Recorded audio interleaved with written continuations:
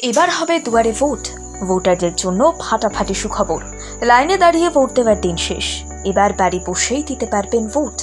কিভাবে দেবেন এই ভোট দেখুন। সামনেই লোকসভা ভোট। এবার ভোটের বড়সড় চমক অপেক্ষা করছে গোটা দেশ জুড়ে।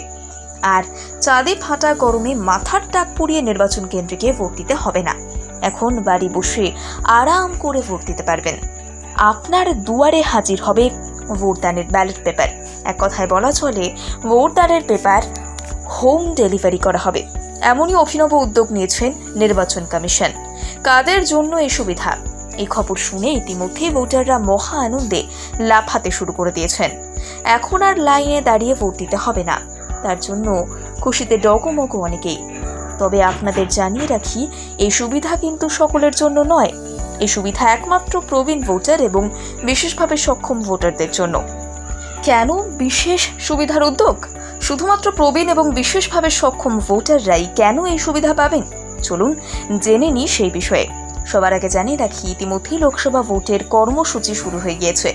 প্রচার থেকে শুরু করে দেওয়াল লিখন সবই জোর কদমে চলছে। এবার লোকসভা ভোটে যাতে সকলেই সুস্থভাবে ভোট দিতে পারে সেই দিকে বিশেষ সুবিধা দেওয়া হচ্ছে, নজর দেওয়া হচ্ছে।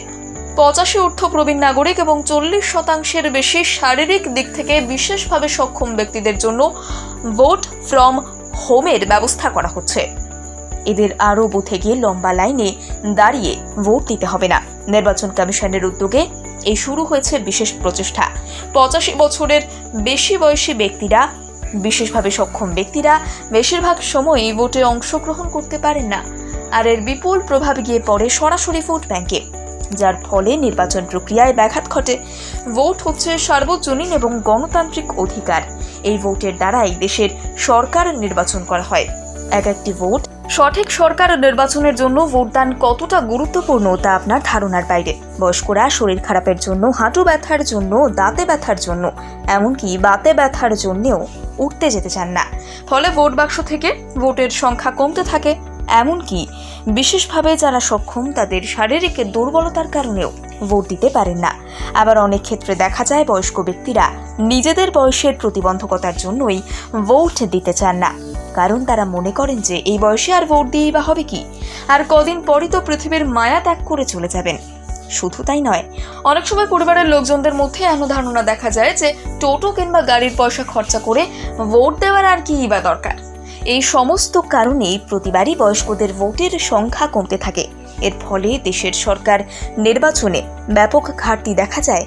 তাই এই শূন্যস্থান পূরণের জন্যই নির্বাচন কমিশন এহেন উদ্যোগ নিয়েছে। এতে করে এমন সকলেই সমানভাবে ভোট দেওয়ার অধিকার পাবে, তেমনি ভোটের নির্বাচন প্রক্রিয়ায় কোনো সমস্যাই তৈরি হবে না।